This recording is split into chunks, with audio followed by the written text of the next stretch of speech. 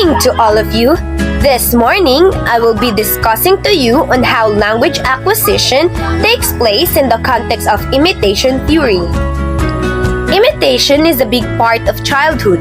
At every stage, we learn by watching, listening and doing, playing hours of repetitive games, repeating countless jokes to each other, and mimicking the words to songs, to name only a few ways that we imitate.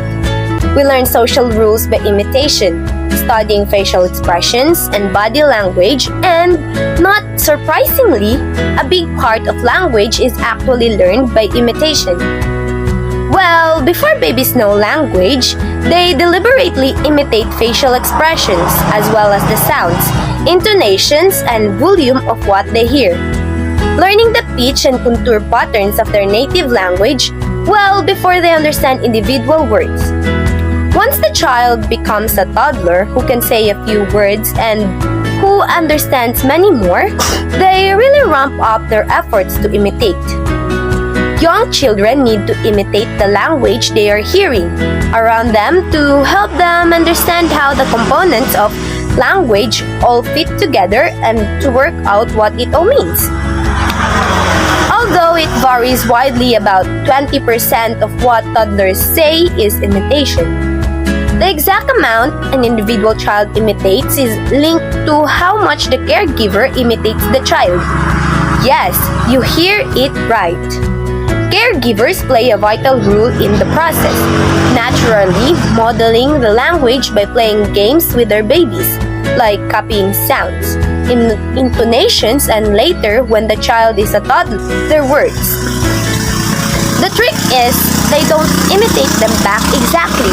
The adult generally extends the child ever so slightly each time, by modeling the right pronunciation and showing them other words they could use in the sentence.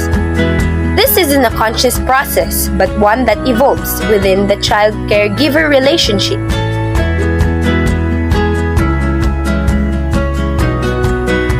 Imitation helps toddlers firm up their knowledge. Most of the meaning in a language is held within the way the sounds and symbols are combined. Children learn the language structure and the individual words through imitation. Imitation is vital for the child's growing mental dictionary. Children usually imitate something that's a tiny bit too hard for them, which helps them learn.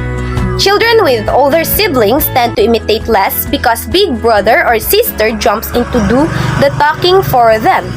This selective imitation is a technique children use to learn more about the language. It is an active process where they choose exactly what to imitate, usually picking words that they may not fully understand or aren't quite up to yet. So that's all.